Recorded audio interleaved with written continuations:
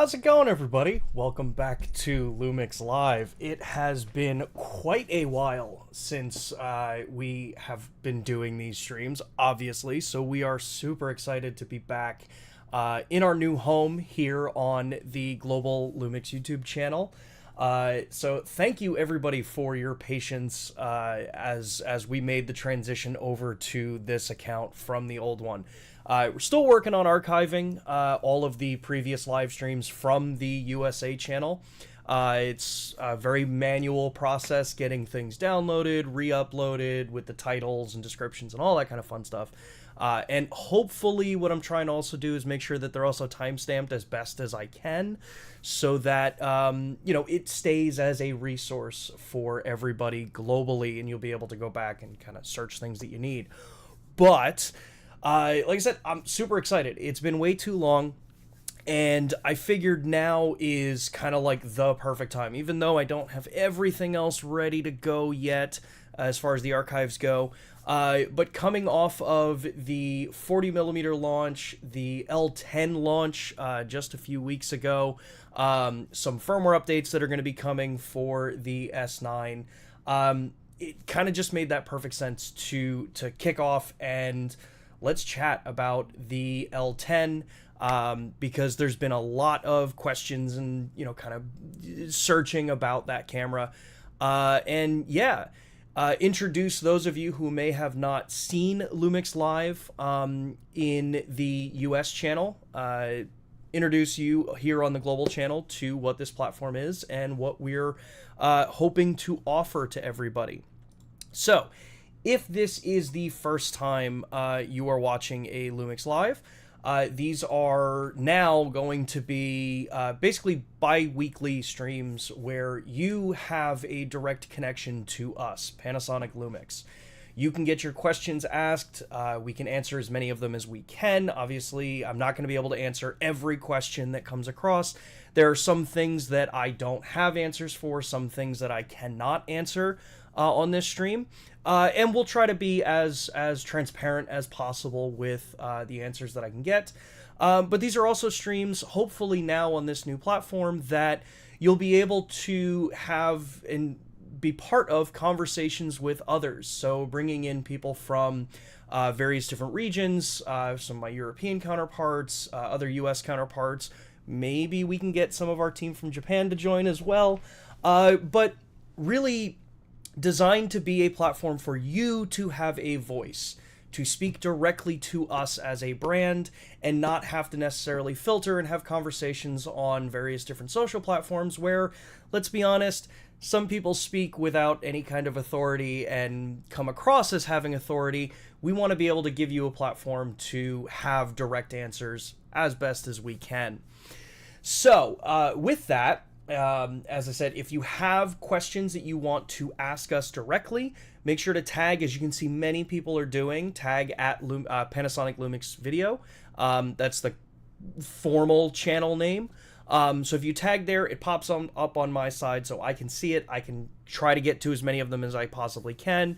And these streams run for about an hour, hour and a half, and then when we're done, the streams will process, and then they'll be up as an archive in the LUMIX Live playlist, so you'll be able to access them later on to go through. What else am I missing? You can see it's been a little while since I've done one of these direct streams in a little bit, so I guess with that, let's kind of jump in. We're going to do probably about 10-15 minutes of just questions first, so things that you all have been asking in the chat. We'll address some of those. We'll jump into the L10. I have the L10 right here. And then I want to actually talk about my experiences with the camera, hopefully shed some light on day-to-day usage during the event that we had in Osaka, but then also share some kind of insight because I will be going back to Osaka next week on a personal vacation. And for those that don't know me, I have access to every piece of our camera equipment for the most part. And kind of want to walk you through the thought process, where this camera fits, where it's going to, you know, kind of really shine for different types of situations, and where you really are not probably going to want to use a camera like this, where you probably want to use something else in its place. So let's run through these questions here. So normally I would try to read the names out. For this first time, I'm probably going to skip trying to read the names out, but you'll be able to see through the chat. So it says, when and where can I pre-order the Titanium Gold L10? You're in Denmark, Europe, not the UK. I believe pre-orders or orders for the Titanium model should be opening up soon across various different regions. In the US, I know we have the wait list set up. So it kind of changes based on the particular region that you're in. My best recommendation is to make sure you are following the local Panasonic Lumix websites. Check with them for where the distribution is going to be. The Titanium model is a limited distribution model, so that means that you may not be able to find it in every region everywhere. For example, in the United States, the Titanium model is a direct Panasonic shop or Panasonic Lumix shop item, so you can only buy it through us. And I believe some other regions are running pretty similar to that as well. There may be very limited distribution in normal retail channels. So keep an eye on the kind of official shop for Panasonic Lumix products, and you should be able to get the information there. If you're ever in doubt or question about your specific region, since there are so many different countries and regions that are selling the products, you can always reach out directly to them through either their socials, if they have a social platform. Our global accounts have been consolidated for English speaking primarily, so you have a pretty direct place there to try to reach out. Obviously, we have our Discord. It is slowly being brought out to other regions as well to kind of get information like this. But you can always check in with the support sites for your local region as well. I wish I had a better answer for you. That's about what I've got right now. Firmware updates for S12. Yes, I've been asking for these. I don't have any kind of updates specifically about some of the stuff that we've talked about as far as keeping all of the specifications separated between photo, video, and slow and quick. The benefit here, being moved onto the global channel, is that there are more eyes that will see this platform. So know that when you put a comment or a chat down, it's a lot easier for us to see them here. Aside from here, the Discord is also a good platform to be, kind of poking some of those questions that we've been asked about for a while. So you can always bring those up over on Discord as well. There is a link down in the description to join the Discord. It's an awesome community. There's an entire section for suggestions, so things that you want to see us do in the future. There's a tech support side of this as well, so when we're not doing these live streams, you also have access to be able to just, through chat on the Discord platform, be able to actually interact with us. If Discord's not available in your region, obviously that's another reason why we do these live streams as well. Let's see here. Good to see Lumix is not neglecting MFT. Would love to see new MFT lenses with updated motors for newer MFT bodies, as the older lenses are slower and not up to par with the Lumix S lenses.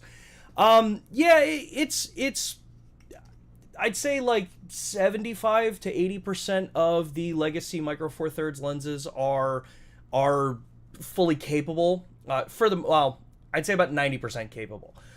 Some of the older designs, so what I would be calling legacy designs, yes, they may not have things like linear focus.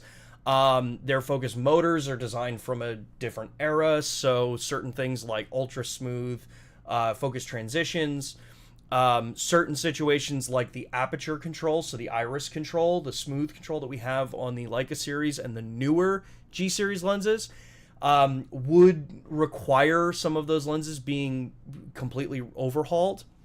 But those are also relatively long processes to go through. So keep that kind of feedback coming. Let us know, if you had your pick of lenses, what you want to see getting updated, as a priority list.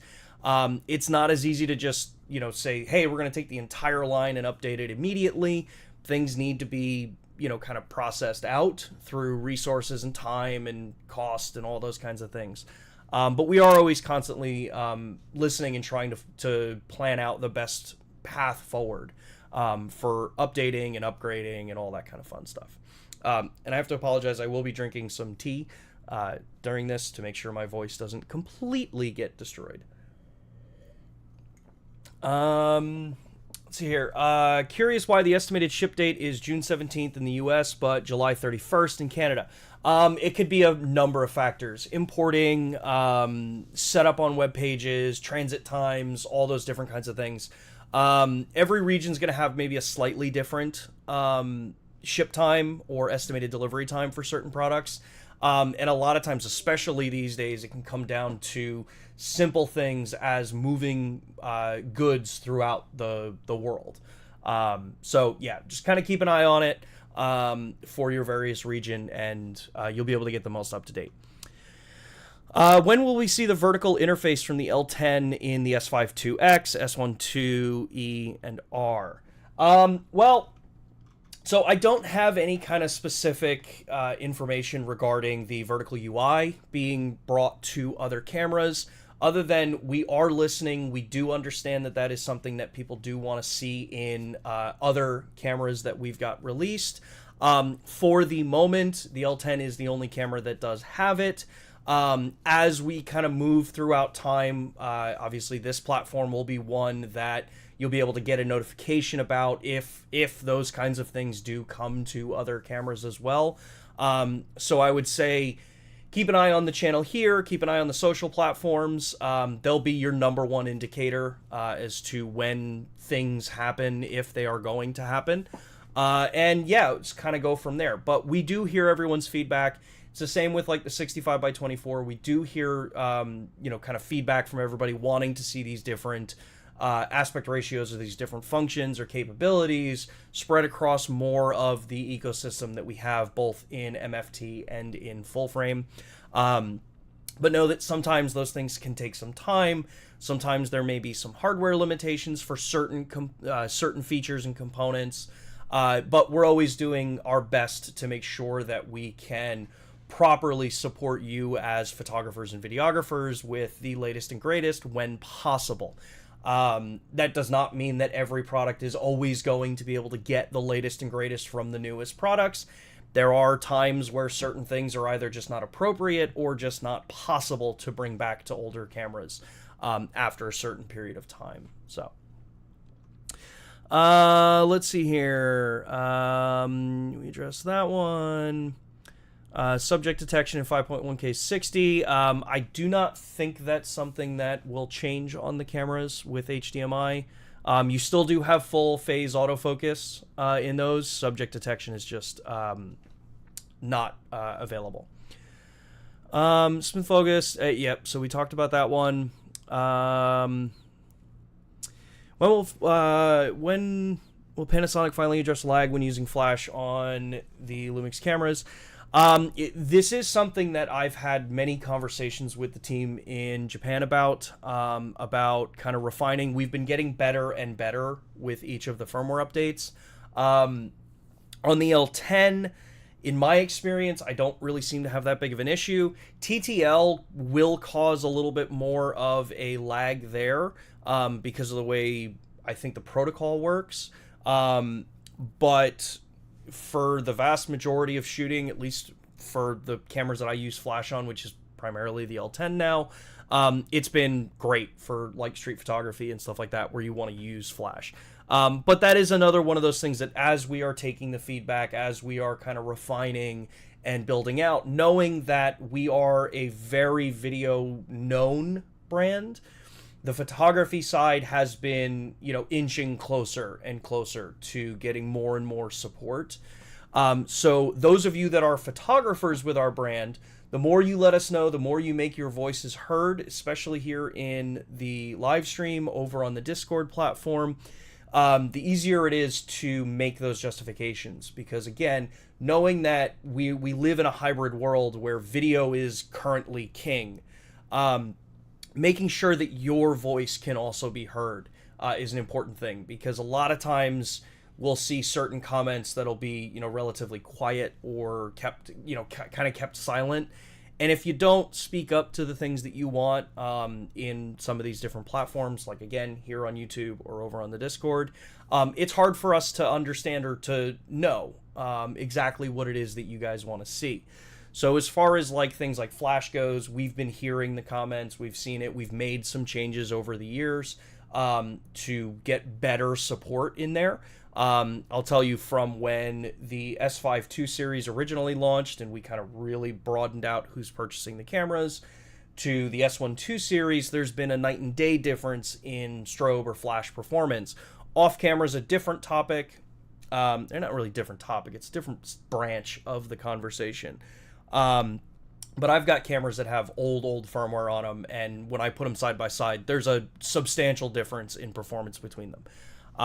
Doesn't mean that it's perfect, but we're always working to improve and give you all a better experience when using things like Flash.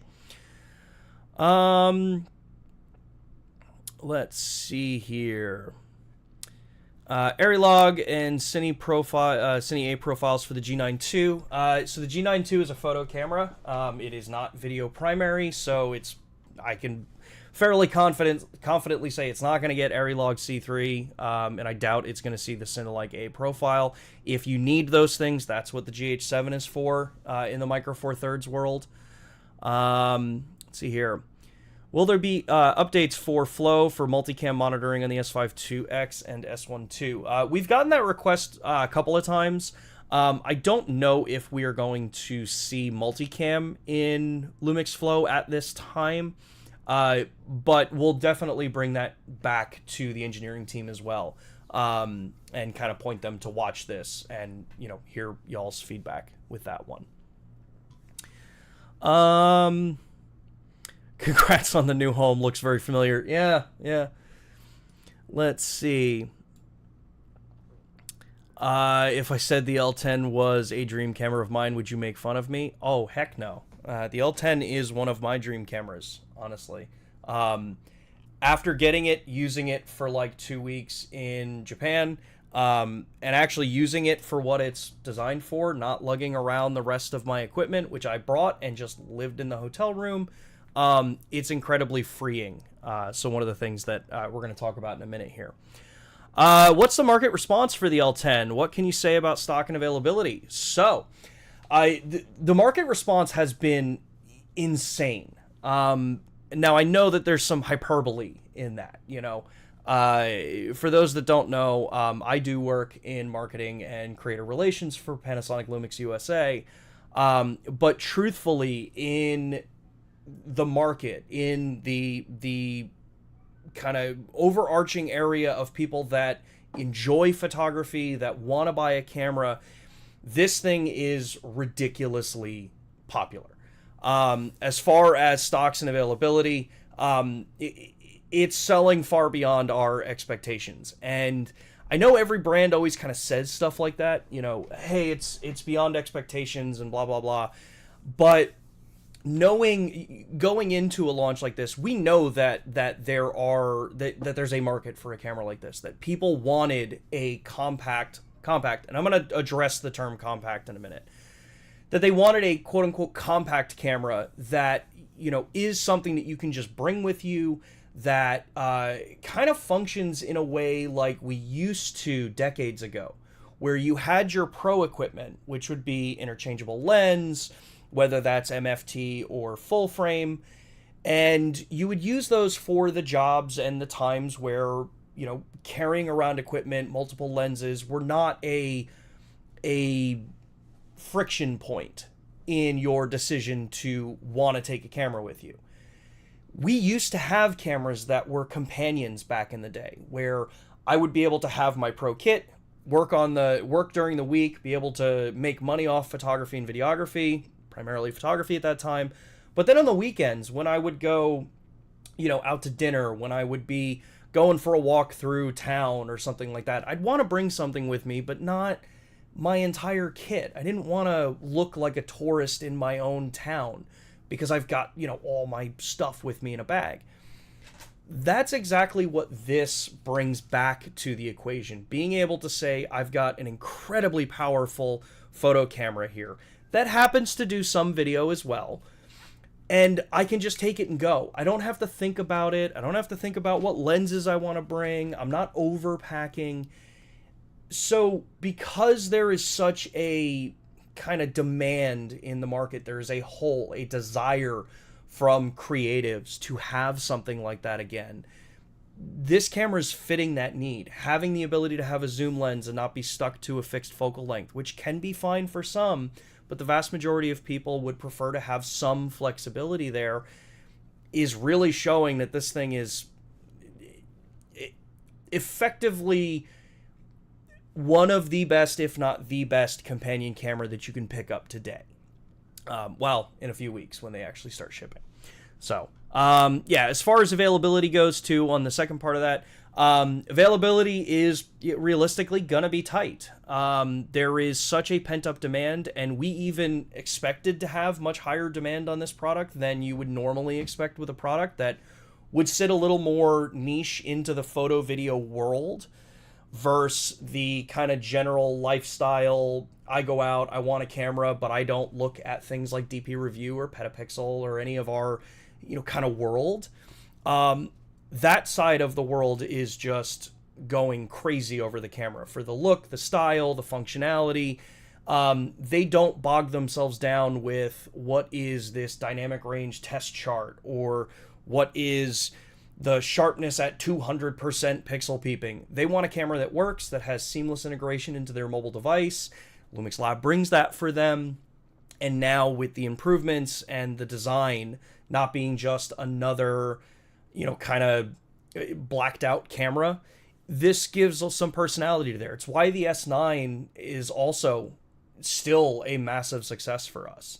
So globally, demand is going to be very high. I anticipate that it's going to stay high, and availability is going to be a little tight. So if you're on the fence about wanting to get one, and especially if you want the titanium gold one, I would recommend, getting it. I know that's an easy thing for me to say. It's just, hey, just get it. But know that it's gonna be probably relatively hard to get as far as the titanium gold one goes. Silver and black ones, they are also increasingly harder and harder to come by. I believe most places are on back order with it. But we are working to address that and make sure that we can have, people not waiting forever to get their cameras.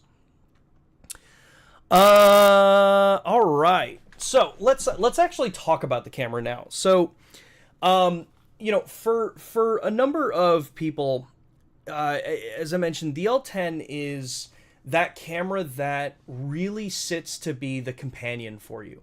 A lot of times, and I've been guilty of this for a long, long time. If you ask my wife, she'll tell you I'm that partner that is always carrying my big bag with me with like 4 or 5 lenses in it and the camera, and it's whichever camera I'm using at that particular time. And more recently, it's been the S1R2, and it's great. Those cameras are fun. Do you get, some of the most stellar high-end image quality for photo and video out of them as you can? Yeah. But when you want to do things like a vacation or a trip, or you're just going out to enjoy your day, there is something to be said for taking a step back and realizing that our high-end equipment, while it can be fun, and some of us, that's what we prefer, that's great, having that compact, and by that term we mean something that you can carry with you and it's a very low friction device, is a night and day difference for the vast majority of us. There is a freeing moment being able to not have to think, which lens do I want to bring with me? Or if I have a bag of lenses, the constant kind of whisper in the back of your head of, well, maybe if I change lenses, this will be a better image. Forcing yourself to actually use your eyes, use your thought process, use your creativity to create images, you'll start to realize that, a 24 to 70-ish millimeter focal length or field of view becomes probably what 90% of us use on a day-to-day basis when we are casually, creating photographs. And The L10 for us being a photography camera really kind of emphasizes that. You know, yes, as far as Panasonic Lumix goes, certain video things are just standard. They are almost always going to be included in a camera at some base level because, let's face it, it would probably be more expensive to take those things out. And in fact, for the actual end product, it would very much be a more expensive product if you don't have any video functionality in it. There's all kinds of back-end stuff with that, being able to maintain firmware, separate branches of those things, size of potential people that want to buy the camera, all of those things kind of come into play. But the L10 being that kind of, I would say, perfect storm of features and capabilities means that it really does just become that camera that you either sling over your shoulder, use a wrist strap with. Like, this is how I carried the camera around through Osaka and Kyoto and Nara and Arish. Yeah, through the whole area. That's how I carried it. And it kind of just blends into your day-to-day lifestyle. Image quality wise, if you've used the G9 Mark II or a GH7, you're going to be pretty familiar with the image quality out of this. It's the same sensor that's in the G9 Mark II and the GH7. It just uses the multi-aspect concept, where the aspect ratios, when you change them, allow you to keep the same field of view between 16:9, 4:3, and 3:2. So leaning on that idea of, maybe I don't want to necessarily be doing, edits in Lightroom heavily, or working in the LUMIX Lab app now that we've added the raw editing support. Maybe I don't want to necessarily have to constantly go in and crop and make a bunch of changes. I want to lean on the real-time LUT functionality or the new color profiles because I just want to shoot. I just want to enjoy the day. And some people enjoy sitting behind a computer doing a ton of edits. I know I can be one of those people, but being able to just snapshot, take photos, express my creativity, and document the world around me, this camera is a game changer when it comes to, and I know that that's, again, super hyperbole. It really does change your mentality of being able to go out and capture images. In a way that I think a lot of people, especially if you get the opportunity to shoot with a camera like this, you'll find yourself, I think, having some challenge, but challenge is good in photography because it forces you to look at different scenes, look at scenes differently, find different perspectives, use the cameras in different ways than you normally would. And oftentimes you find that you get infinitely better images than you would normally expect to get with it. Where did we go here? So with it, one of the big things with this camera is that we have the two new color profiles. We have L.Classic Gold and we have L.Classic. Now, with this setup, I know I can already head off the one question because people have already been asking, are those profiles going to come to the other cameras? It's the same as it's the same as the vertical UI situation. We are listening to everyone's feedback as far as how much they like these new profiles. I don't have exactly any kind of information as to if or when they may come to other cameras, but know that we do hear you, and we are working to try to get better performance here. Someone just said my audio was cracking. Sorry. Let's see if that's a little bit better. I turned it down a little bit as I was getting a little super excited about this. So hopefully that's a little bit better as far as the audio goes for not cracking.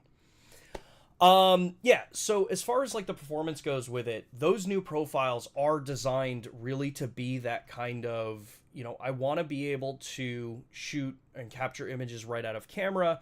Maybe I want to go for that more retro feel, retro style, and not have to necessarily really focus heavily on tweaking it in post for an edit.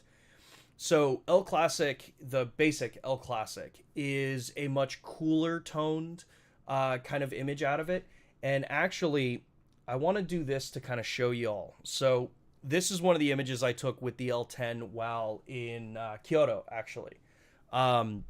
So right now I've got this set up here, and one of the beautiful things is for those that do like to do editing, Lightroom already supported the RAW files out of this camera before it's even launched. So the second you get the camera, if you like shooting RAW and you want to do your edits, Lightroom and Adobe Camera Raw support it. I have to double check. I believe Capture One supports it. I will have to double check on that one. It's been a busy couple of weeks since I got back. But what's nice is that I can come in here and I can show you the differences in the profiles. So we can see right here that I've got my this image here. Obviously, there's a lot of green in it, which is going to, I would say, show probably that kind of difference that you're going to see, especially with some of the blue sky up here where it goes kind of teal in this L.Classic profile. But then if I come in, I can change this to, so we've got L.Classic. I can go to L.Classic Gold, which you see gives you that kind of warmth to it. The nice thing about the way the profile's tuned is that you're seeing more of that warmth, that brown toning, the gold kind of tone in the shadow region, and your highlights are being kept relatively similar. There's a slight difference between them, but not a massive shift. You'll see L.Classic Gold, when you get to the like deeper blues, they go a bit more deeper blue. And then the kind of more cyan kind of tones kind of keep that cyan look to it.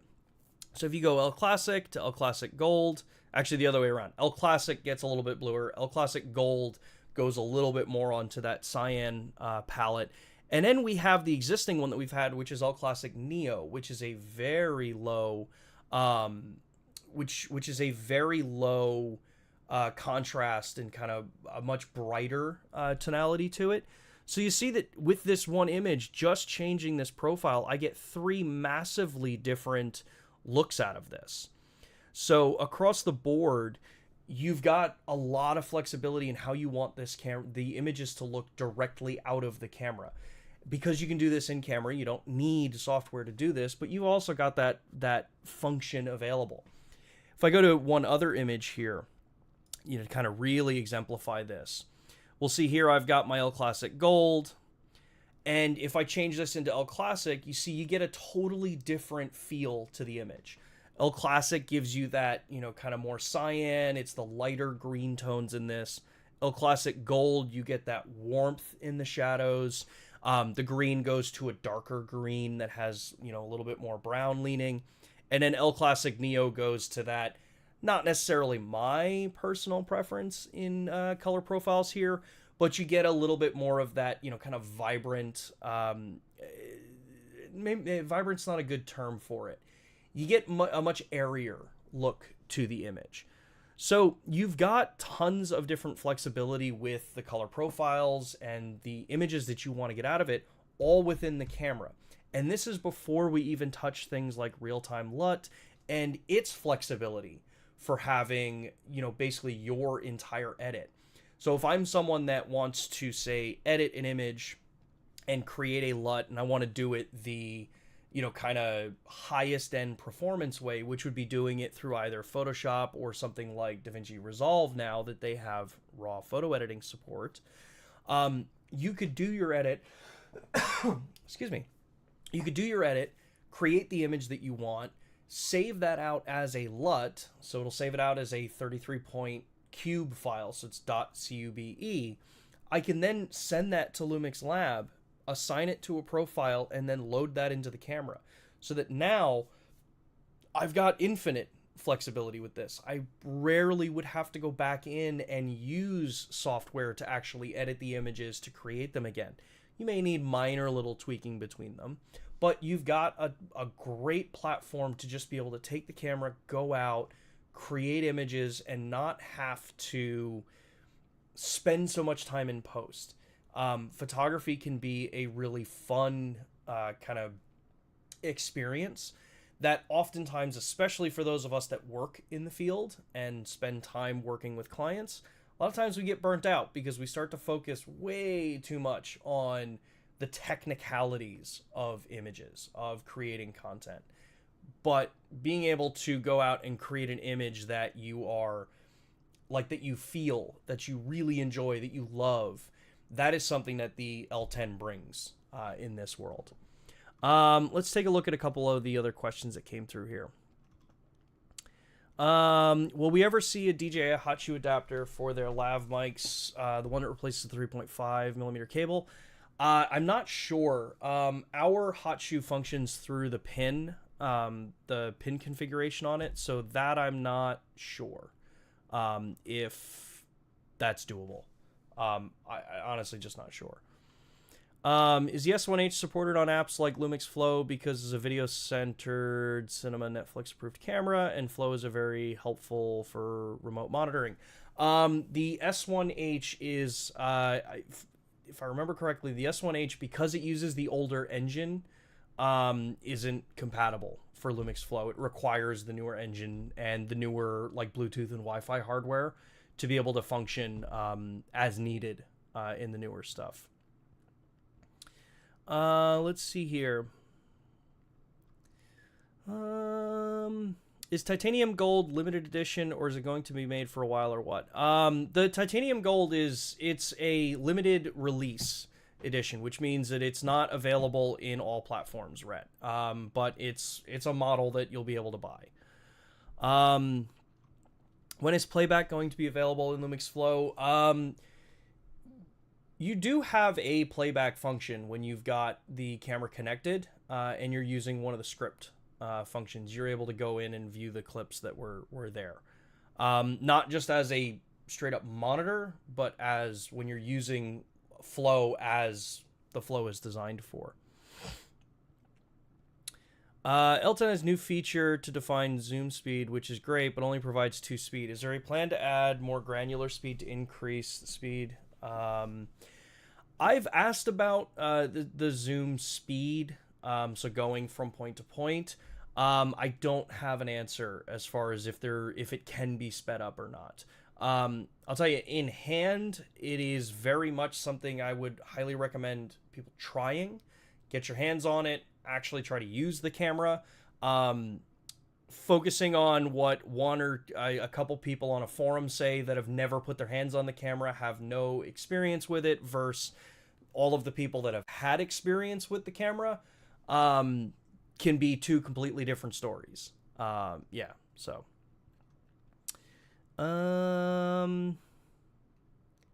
Let's see here. Is this camera capable to get the USB-C SSD for image transfer? No. This camera will not have the SSD functionality.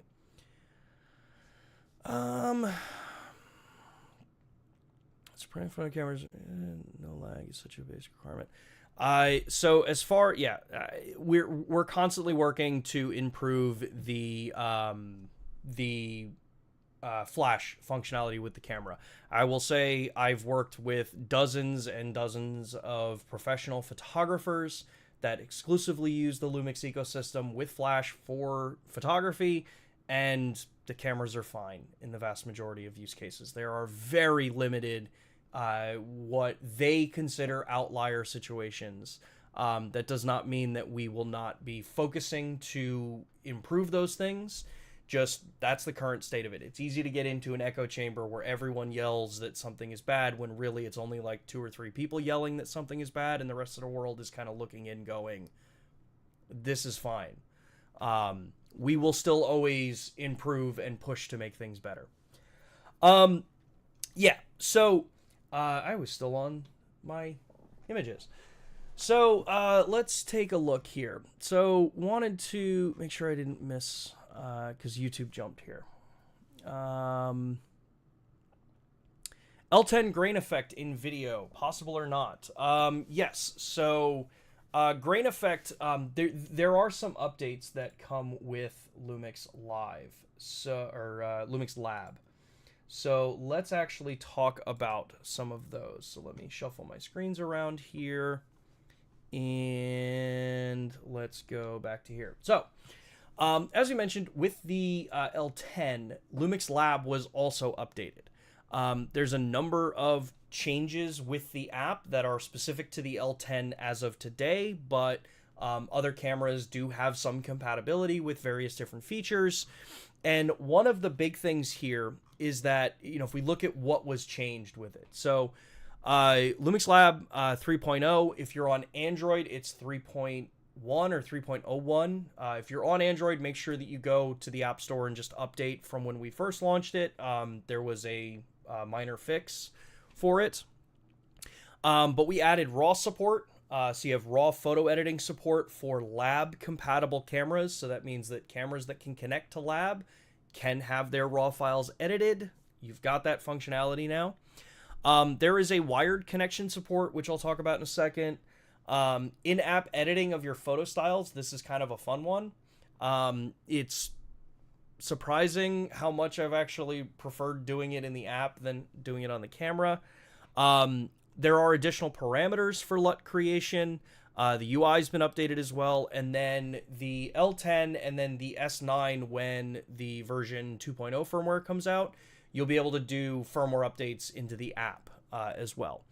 And there is a list here of, what versions are required for what functionality throughout the cameras. It's all on the LUMIX Lab page that you can click through and kind of see what it is. This is a snapshot as of today, but it'll be updated as time goes on.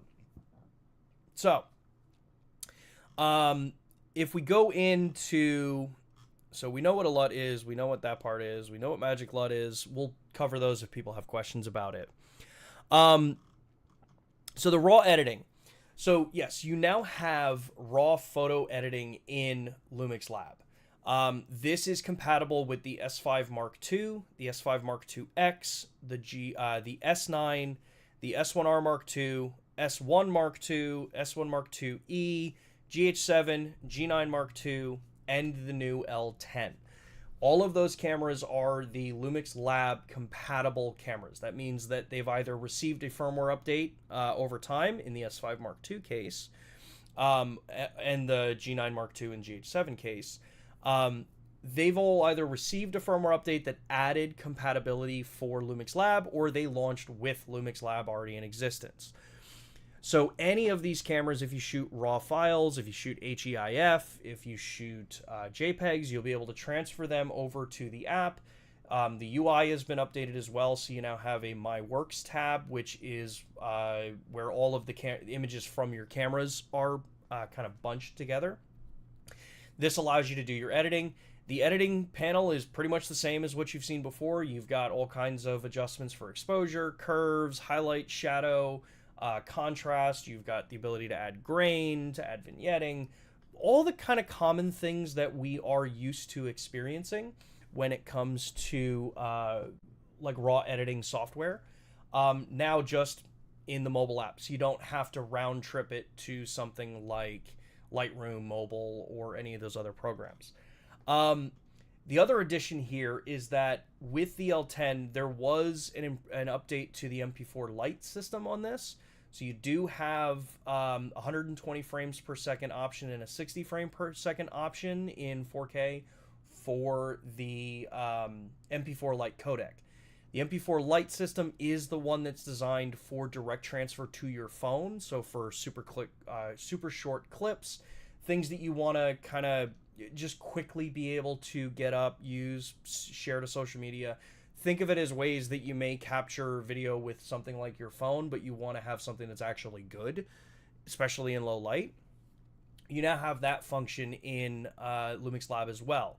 So you'll be able to send and actually function the slow and quick setup here with those MP4 Lite files and do things like speed ramps and that kind of editing to it. We've had photo frames in this as well, so we've added, if you want to give yourself that look of, kind of a more of like a gallery style look, you can add photo frames to those things. When it comes to transferring images now, so you have the ability with the newer cameras as of today, you have the ability to use a wired connection to transfer your images instead of just using Bluetooth. There are some cases where using a wired connection is going to be much, much faster than Wi-Fi. So if you've got a long MP4 recording, or you've got a ton of images that you want to transfer over, you can just hardwire it and use that way to send your photos and the MP4 Lite videos over to the device. This What I recommend for people, especially when you get the L10 first, and maybe you're going to use it with the Lab app, is you're going to notice there's a new prompt when you go to actually first link your camera to your phone. Go through the hardwire connection first. So plug a good USB-C cable into your phone, into your camera. On the camera, it's going to say LUMIX Labs. You're going to click on that. In the app, you're going to click, connect over USB. It'll do all the handshake stuff that it needs so that everything is prepped, ready to go. And then as long as you've got Bluetooth enabled as well, when you change out and you turn Bluetooth on, it'll also auto connect into the app as well. So it kind of streamlines the whole process and makes it super simple. So you can jump back and forth between, hey, these are a bunch of big files. Maybe I'm sitting down, for lunch or dinner or drinks or something like that. I can just plug it into my phone and just have it run. If I'm in a situation where Wi-Fi is kind of dodgy, I can just switch over to the hardwire as well and handle that way. The app does also support live streaming, but that's going to be very camera dependent. So that's S1 Mark II series, that's S5 IIX and GH7. But when it comes to things like LUTs, like I mentioned, we have some additional functionality that you can add to the LUTs and actually have them tagged properly. So when you want to work with a LUT, you can now have it embed the grain and sharpness tags with that LUT as well. So when you create it, if you like having a little bit of, kind of filmic grain added to it, you can do that, set it up in the app, save it as a LUT, and then when you send it over to the camera, it will assign those things appropriately as well. This is kind of the same for the My Photo Style adjustments. So existing cameras, if you wanted to make changes to the My Photo Style, you have to do it in the camera. So you would open up the camera, go through the menu, adjust your highlight and shadow curve, maybe change, the grain effect, what level grain do you want, all those different kind of things. Now, in the updated version of LUMIX Lab, you're able to go in and manually adjust each of those My Photo Styles, set them up the way you want, and then send them to the camera so that you can constantly be making changes on maybe a little bit more intuitive of a screen with sliders, and just a little bit better of an experience. I've said it a couple of times. A lot of times it's about making sure that friction is less between wanting to access and use a feature and then actually being able to deploy it and have it used in the real world. That's what a lot of the kind of background updates have given you. So you do have edits capabilities to do grain and sharpness now added in with the video as well. And it makes for a pretty sizable difference here. And then on top of that, you still have things like Magic LUT. So if you like a particular look, you can load it in with Magic LUT, and it's going to get it close. It's not going to be an identical. But yeah, you can get it close and then maybe make a couple little tweaks and then save out your own version of that LUT as well. So I saw a whole bunch of additional questions just came in here.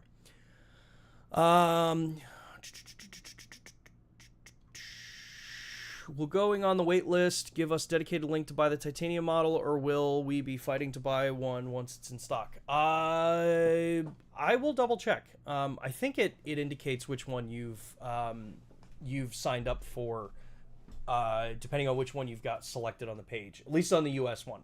That's really the only site I can speak to. So.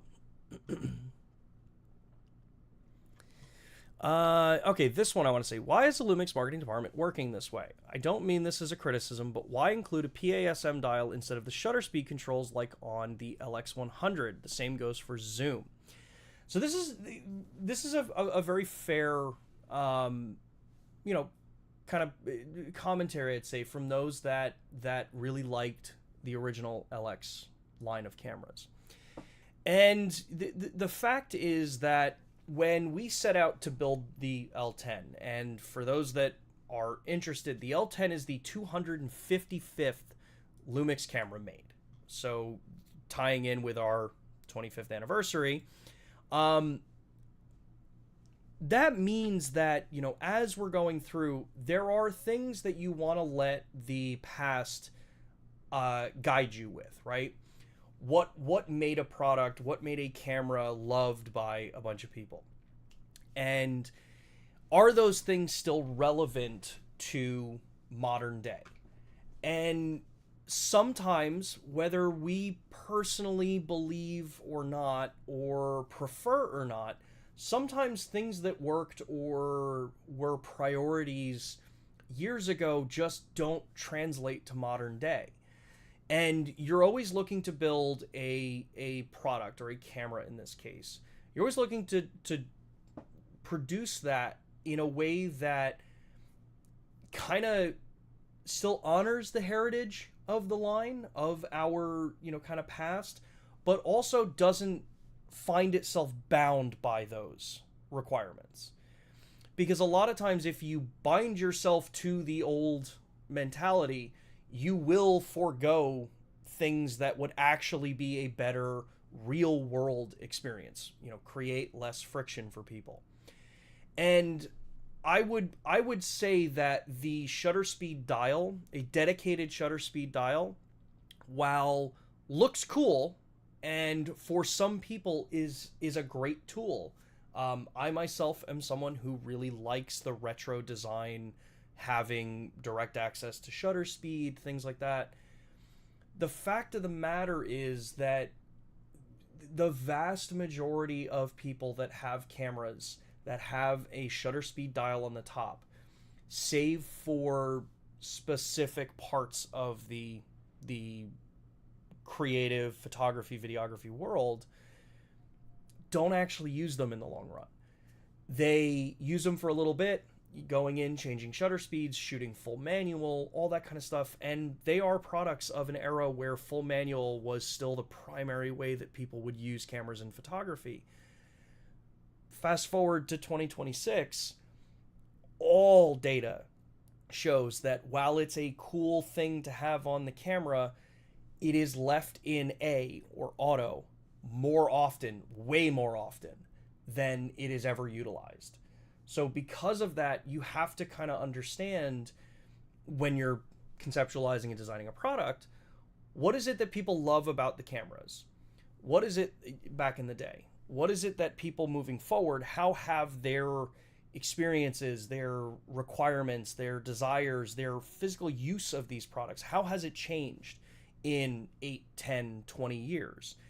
The fact is, usage patterns of products have changed to where not having that dial be solely dedicated to shutter speed, instead being able to say, I can program my top rear dial for shutter speed if I want it, but keep this to be able to say, hey, I'd rather be able to go C1 through C5 instead of having to constantly go through and change a bunch of stuff, because then I don't have any customizing for, this is my street setup, this is my portrait setup, this is my night setup. Those things outweigh the kind of, I'd say, romanticizing of a shutter speed dial. So going through that, it's fully understandable that, some people are going to prefer a shutter speed dedicated dial on the camera.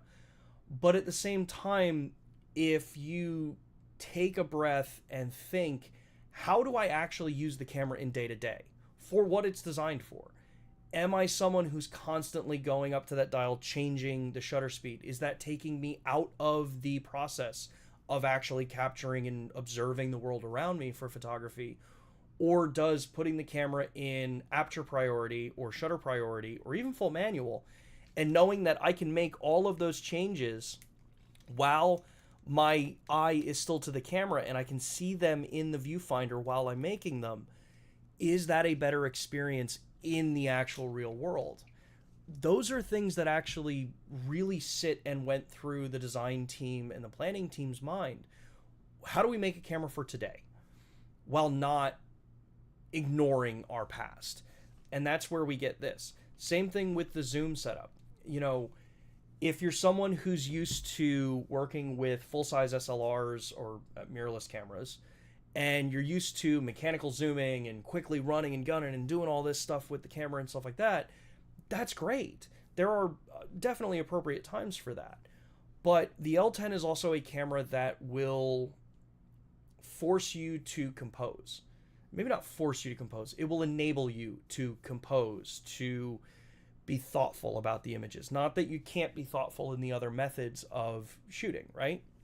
It's all just different perspectives. And most importantly, realizing that not every camera that comes out is going to be that camera specifically for me or you or, you know, so and so. It's looking at them for what they are.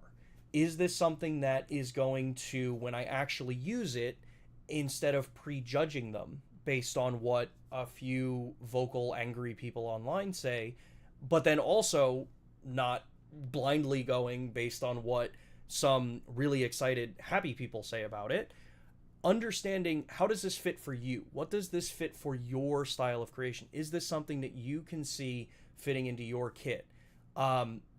That's what's more important. So whether if the shutter speed dial on top is a make or break for you, then there's not really anything we can say about that. It's a break for you at that point. If it's something where if you take a second and you kind of think back to how you use your cameras and can this, for my shutter speed, this top rear dial, can that do what I need it to do? Because now I can keep my face to the camera with the viewfinder and I can just capture the images without having to go, what shutter speed am I at? And then go change it again. You may find that you might be holding on to that shutter speed dial just out of nostalgia and not necessarily out of something that becomes practical and frictionless in your capture. So yeah, that's my diatribe on that. If you're new to these streams and you've not ever been part of them, sometimes I go on a little bit of a diatribe about philosophical sides of photography. Can you talk about the 2.7 firmware for the G9 Mark II? Hope to get out and test it today. G9 Mark II and GH7 did just receive a firmware update, I think yesterday, that fixed a couple of bugs that were reported from users and that we found. So yeah, it just stabilized and corrected a couple minor things on there. Can you share when the next S9 firmware? Unfortunately, I don't have a date for when the S9 firmware is going to come out. I think one of the popular questions is if the L10 can do X-Pan mode. I have asked, I have presented a very detailed request and report from comments that I have observed from all of you. And yeah, I've presented all of that to the engineering team and the planning team. I have no idea if we're going to have it. And as I just noticed, someone said my audio is clipping again. Sorry about that. Oh, these questions are from a while ago. L10 and LUMIX Flow? No. Flow is not going to be something for this camera. This is a photographer's camera. People that want to try to force this camera into being a video first camera are going to not be happy. We've said that from day one. This is a photographer's camera. Don't at me. All right, let's see here. Let's see. Jump back down to more. On the L10, does the 16:9 aspect cover the full sensor width? If not, how tight would the aspect ratio need to be to fill the sensor width? I know people like the X-Pan ratio. The 16:9 aspect ratio covers pretty close to the full sensor width. When you think of multi-aspect, the way this is designed, because the projected image is within the bounds of the actual sensor size so that we can keep those ratios the same, it means that you can't necessarily go to the hard edge of the sensor. It's also so that we can maintain the aspect ratios properly. So with that, it's pretty solid. If you're going to be in 16:9, you're going to get a wider horizontal field of view than 3x2 or 4x3, because When you go to the wider aspect ratios, you're gaining height as well, the way that it kind of shifts around. When you go to the opposite direction, when you go to the taller ratios, you're pulling in the side and you're gaining height. Other way around. When you're going 4x3 or 3x2, you're gaining height but pulling width. When you're going 16:9, you're losing height but you're gaining width. That's how you keep the diagonal ratio the same, but your horizontal ratios will change a little bit as well.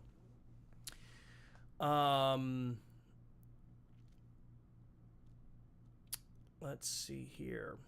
Any headphone or video output via an adapter? No, Dennis, this is not a video camera. If you are looking for cameras that have headphone or video output, look elsewhere. The only video output you have on this is the USB-C, which gives you USB UVC. That's it. If it's a clear indicator that this is not a video camera, there's not even an HDMI port on it, and you can't use the USB-C to output to anything, so yeah. Photographers need one as well. So, you know, we make a ton of options for videographers and people that are, you know, 80% video focused. Let photographers have this camera. Where are all the LUMIX Live videos from the last 4 years? I use them for reference and disappeared. So at the beginning of the stream, I mentioned that they're in the process of being moved over to the new channel, to this channel. So it's going to take a little bit longer, but I'll try to get them up as soon as I can. Of course, the problem is there, and it's not an echo chamber. Studio flash is not an issue for weddings, but events when using flash is still a massive problem. I work with a number of wedding and event photographers that have zero problems with it. Again, I'm not saying that it's a perfect solution, but I work with a number of them. When I shot weddings and events, I used our cameras and strobes, and I had the same exact experience that the main photographer shooting Canon DSLRs was having. So it is something that we are constantly working to improve, though. So we know that it's not perfect, and that's great. And know that we're not resting on our heels with some of this stuff. Wish you could see thumbnails larger in the Lab app. I can pass that on to them, definitely, Sky. Have you spoke with Blackmagic yet to get raw photo support in DaVinci Resolve since they added the photo tab? Art, they added they added raw photo support in beta 3 for the new one. So just double check with beta 3, beta 4. It has raw photo support for RW2s. I don't know if our involvement was in that yet, but they claimed it and they have it, and I've put a couple files through it. I personally don't like DaVinci Resolve's photo editing workflow, but maybe that's because I don't edit video with Resolve. I'm still a Premiere editor, so. L10 is a fun camera. Any plans to reintroduce the creative effect features that some older cameras had? You know, miniature, bleach bypass, star. Probably not. A lot of times those kinds of features have to be foregone to include the newer functions like LUTs and like the newer color profiles. All cameras have a limited amount of like space to store code and features and capabilities and programming and all that stuff. And sometimes you do just run into a, hey, those features were cool, bleach bypass and all those things, and we had them on older cameras and the older engines, but the priority of how many people actually used them versus how many people prefer using the newer features, those things come into play when figuring out what to bring forward. So I don't think those features like miniature and all those things will ever come back, just because space and storage size, like that kind of thing. Love the new L10. G Romy, hi, how are you? Let's see here. Luis, love the new L10. My girlfriend is very interested in the MFT, but there is no compact option for her with interchangeable lens. Hope LUMIX is working on a new little monster. I mean, we've heard a lot of people asking about an interchangeable lens, compact micro four thirds camera. At this point, I've got nothing to say. I don't know if that's ever going to happen. The L10 is the compact 4/3 censored camera if you're looking for something that's pocketable. I fell into the same trap that a lot of other people did. Pocketable. It is compact and travel friendly. It is something that I can sling around my shoulder with a strap. I can carry in a wrist like this, or if I have a really big jacket, I can throw it in a jacket pocket. Let's see here. Your diatribes are appreciated. Hey, all right.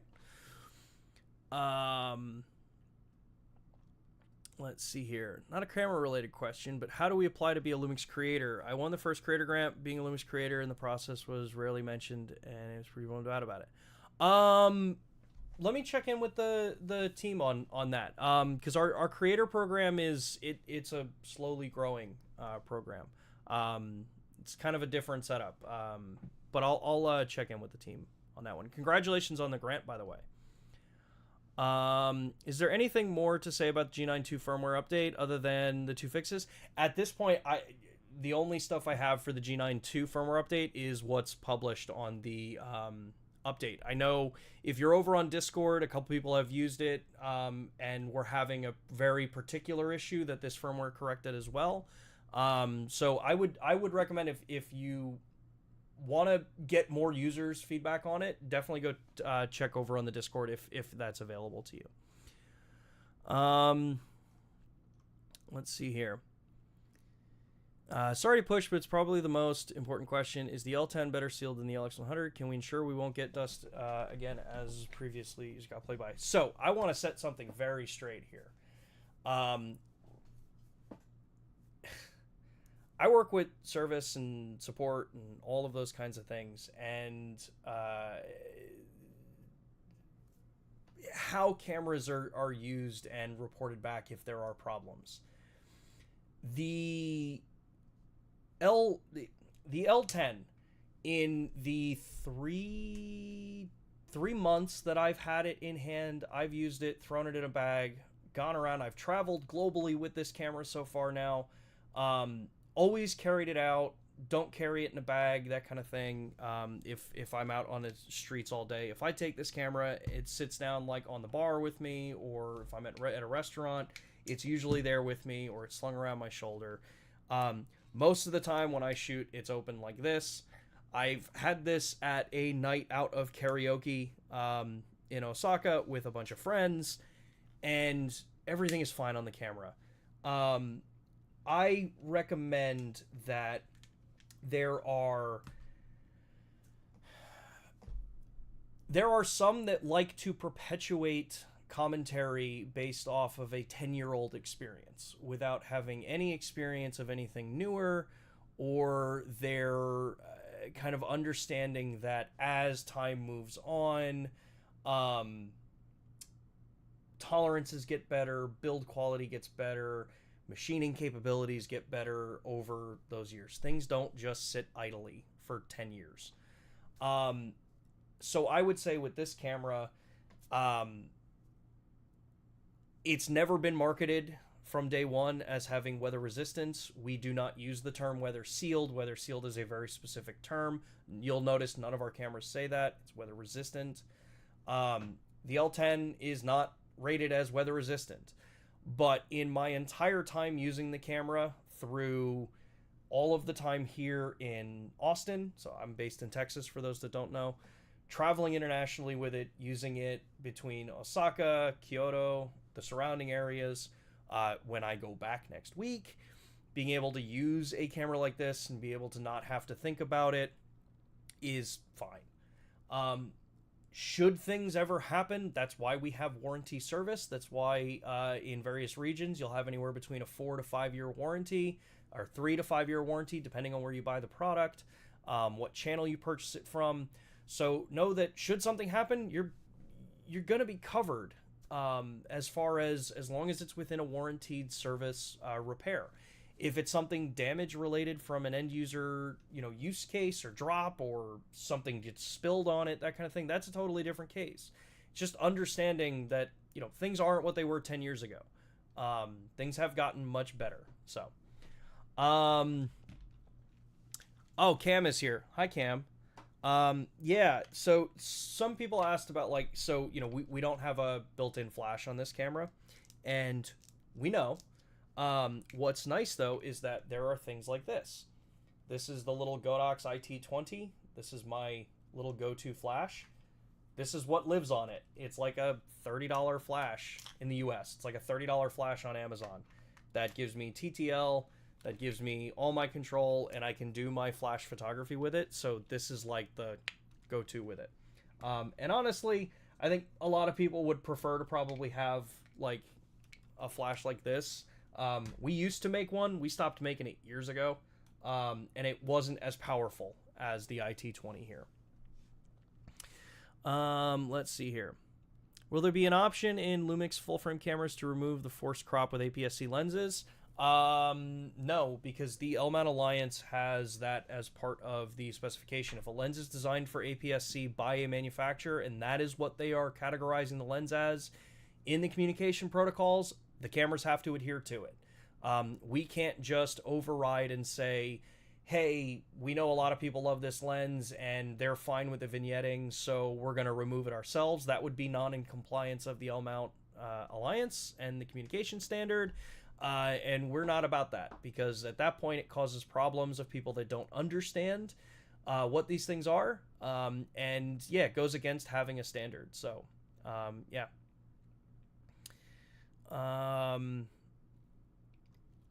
Let's see here. Thanks, Sean. Just curious on why it was chosen not to use the full sensor height when using 1:1 mode. Is it a lens limitation of the L10? I have to ask about that one. I believe there might be a technical reason why the 1:1 ratio doesn't extend all the way up, but I would have to chat with the engineers longer about that. I had a lot of time to talk with them while I was in Osaka a couple weeks ago, but that topic we just didn't get to. I was more focusing on trying to get 65:24, the X-pan ratio, understood, that a lot of you and myself want to see that in the camera.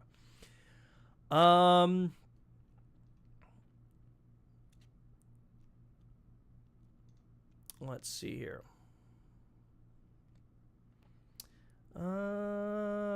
Cool.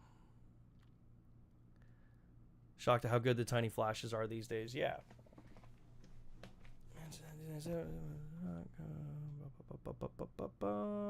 Okay. So, one of the other things I wanted to just mention here, because we're coming up on about an hour and 15 minutes for this first stream back. For those that have not seen it, there are actually some cool accessories that Small Rig has made for the L10. So if you're someone who... Whoop, that is the wrong thing that I moved. Y'all are going to... sorry about that. Let's do this. We're actually going to leave that where it is, because I don't know if that's going to screw up my... scaling. Okay, so a couple of the kind of cool little accessories that have come out is, so for those that like having a little bit better of like a purchase on the back of the camera, Small Rig makes these little hot shoe plug-in pieces that gives you a better thumb grip on the camera. So if you like having a much, you know, kind of more positive ability to grab onto the back if you're single holding it, you have that as well. Now for someone like me, I have a little bit like longer hands. They're not like big, like meaty hands, but I have like long fingers.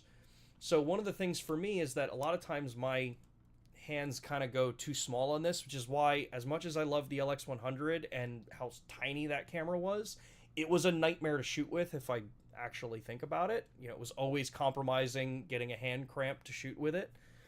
So Small Rig also made this other little base grip that goes on it as well, which does a couple of things. So for one, it gives me a thicker grip place, so now I can hold the camera a little bit more comfortably. And that combined with the thumb grip means that now as I'm shooting all day long, the camera becomes super, super comfortable and compact to work with. And I know that I've got a really good purchase on the thing overall. It's got a little shelf here where my middle finger sits on. My index finger is on my shutter button. I still have control over the zoom. All the controls on the back here. And then if I've got simple wrist strap here, try to do this where it's not focusing on my face. A little bit of a wrist strap here for it, or personally I use the Peak Design straps as well, so I've got the little strap lugs. That's all. For the most part, if you're looking for a day-to-day carry camera, that's pretty much all you would need with this, and then the auto cap as well.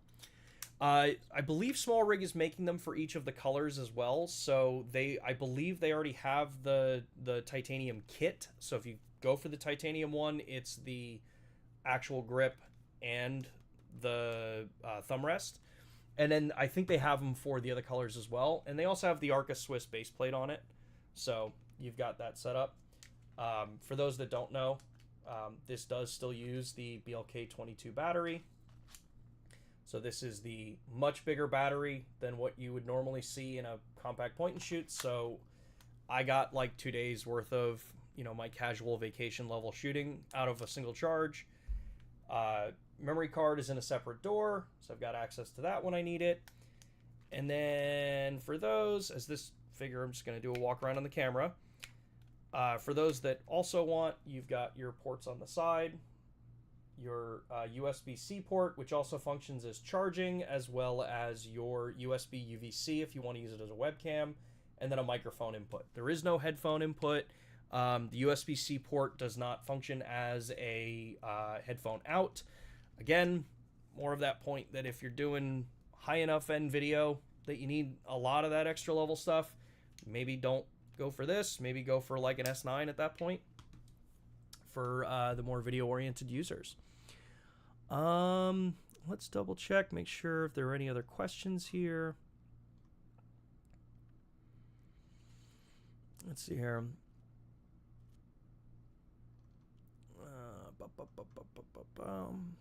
Would it be possible to request 40mm field of view for preset focal length? Looking for it. Looking forward to my pre-order in a few weeks. I can ask them, the engineering team. I don't know. I'm honestly not sure how hard that kind of programming is. It's easy to say, it should be easy, but after actually talking with software engineers and QC engineers and all that kind of stuff, it is definitely not as easy as a bunch of people make it out to sound. So I'll ask them though. Yeah. That's a solid strap. It's the same material as your neck strap. Yeah. So we do have neck straps that are in this like kind of rope material as well. So for those that want to go for like a more rope style material, this is a wrist strap that we had with it. I think they still have them out there. And then my regular strap is just one of these. It's just the Peak Design sling strap. This is the one from the US LPS program though. So yeah, nice and simple.